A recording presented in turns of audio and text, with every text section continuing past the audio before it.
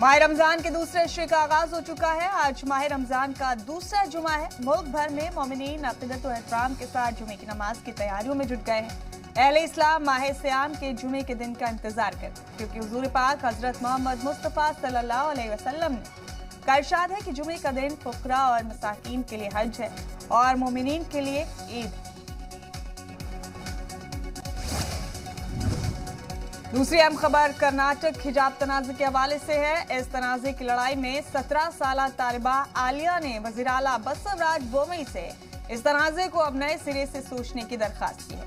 आलिया ने ट्वीट कर इस माह होने वाले प्री यूनिवर्सिटी इम्तिहान में शामिल होने को लेकर इल्तिजा की है। उन्होंने कहा कि आपके पास हमारे मुस्तकबिल को बर्बाद होने से रोकने के लिए एक आखिरी मौका है। आप तालिबात को हिजाब पहनकर इम्तिहान लिखने की इजाजत दे सकते हैं।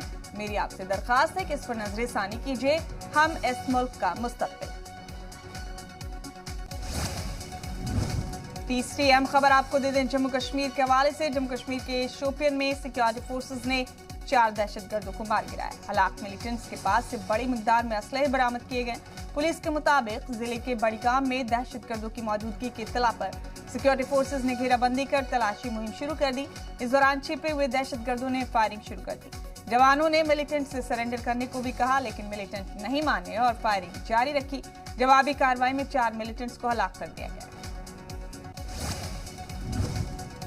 अक़वाम मुत्तहिदा के सफीर बराए यमन हंस गुडनबर्ग ने इस बात पर इत्मीनान का इजहार किया कि फरीक़ैन जंगबंदी पर पूरी ईमानदारी से कारबंद हैं।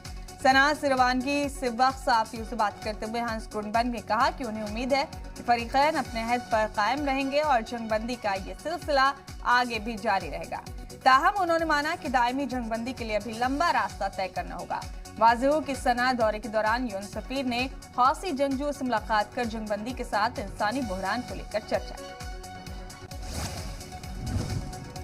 और पांचवी बड़ी खबर दे दें आपको। रूस और यूक्रेन के बीच जंग का आज 51वां दिन है। यूक्रेन के कई शहरों पर हमले जारी हैं। रूस ने धमकी दी है कि अगर यूक्रेन हमला करता रहेगा तो कीव कमांड सेंटर्स को निशाना बनाएंगे। मारिउपोल पर कब्जे के लिए रूस और यूक्रेन के बीच जंग तेज हो गई है। रूस का दावा है कि यूक्रेन के करीब 1000 फौजियों ने सरेंडर कर दिया है। अमेरिकी सदर बाइडेन और यूक्रेन के सदर के बीच बातचीत जारी है। यूक्रेन को हथियारों की सप्लाई और रूस पर पाबंदियों समेत कई मुद्दों पर चर्चा। जंग के बीच जल्द ही एक अमेरिकी दस्ता यूक्रेन जा सकता है। अमेरिकी सदर जो बाइडेन ने कहा कि इस पर आला अमेरिकी अफसरान जल्द ही फैसला लेंगे।